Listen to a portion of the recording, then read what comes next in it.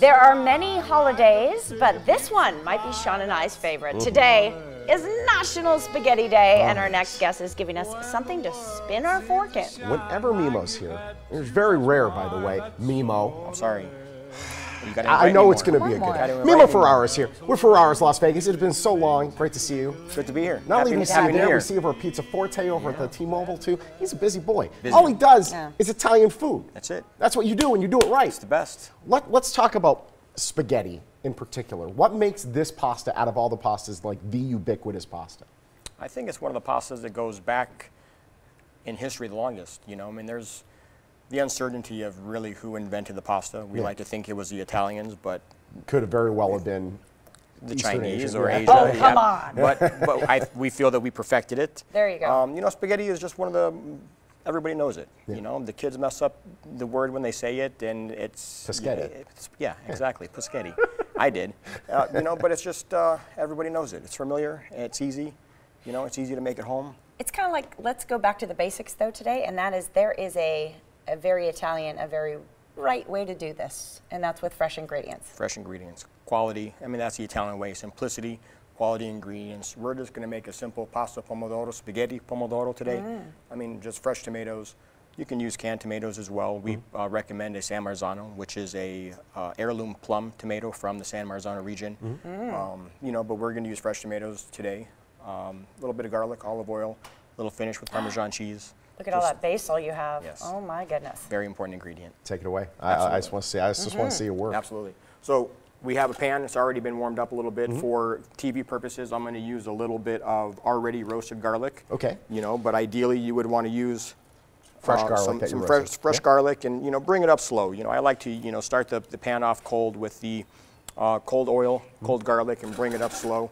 Put just a little bit of the fresh roasted garlic. You know, you want to get a nice golden brown on it. You know, because when garlic is not cooked through, it stays pungent. Yeah. You know, if you roast it through low and slow, it becomes mild. Nice, very mellow. You know, so it's because you can burn olive oil. Absolutely. Right? So you want to keep it at, you do low or medium? I'm on a medium heat right now. Okay. You know, again, want to kind of keep Depending things. on your stove. Absolutely. Yeah, this is electric, by the way, for what it's worth. So if you're actually using flame, it might be a low. Might be perfect. Yeah. And I like to add the basil to the oil. It kind of. Oh, do you? It kind of perforates the oil. It is a little dangerous because it does splash a little bit. So I know you're wearing white. I don't want you to get. Go ahead. Flash it. Oh wow, you were not joking. Popping. You know, and then from there, because the tomatoes have water and the oil and water don't react well, I like to take the pan off the flame, add the fresh tomato. It's looking good. This is one of your premier items on the menu over at Ferrara's, isn't it? Spaghetti pomodoro. One of our top-selling pastas is a dish called spaghetti allo olio, which is this olive oil and garlic, little pepperoncini, Italian spicy peppers. Oh, I love pepperoni. You know, but as you see, we're very, very simple, and this pasta can be made at home in minutes. I mean, literally, as soon as the tomatoes are hot, you can serve it. We're using fresh spaghetti today that we make in the restaurant. We use a very simple recipe with a durum wheat flour, and we use egg whites only. We try to stay a little heart healthy, health conscious, and just use egg whites only for our pasta. You can use, some people add a little bit of olive oil, some people add a little bit of water. We strictly use semolina, the durum wheat flour, egg whites.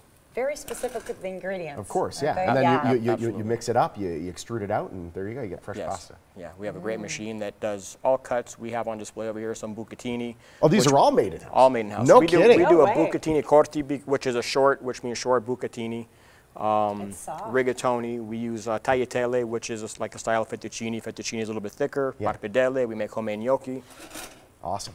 This is interesting because this pasta is soft because it's fresh. Exactly. This is, it hasn't been in the warehouse for 3 months. Right. Yeah. Exactly. Interesting. So we make all pasta in-house. I do have some pasta par cooked here just for, but fresh pasta takes 2 minutes to cook in boiling water. Got to make sure the water is boiling. If you're using fresh pasta, the pasta will tend to stick if the water is not boiling.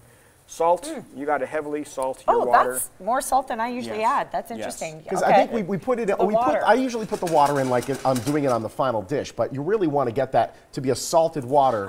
It doesn't soak into the pasta not necessarily no. It's but not like it you're creates eating a better all that pasta. salt. Right. Yeah. You are not. It just gives the, just you have to add the salt. Okay.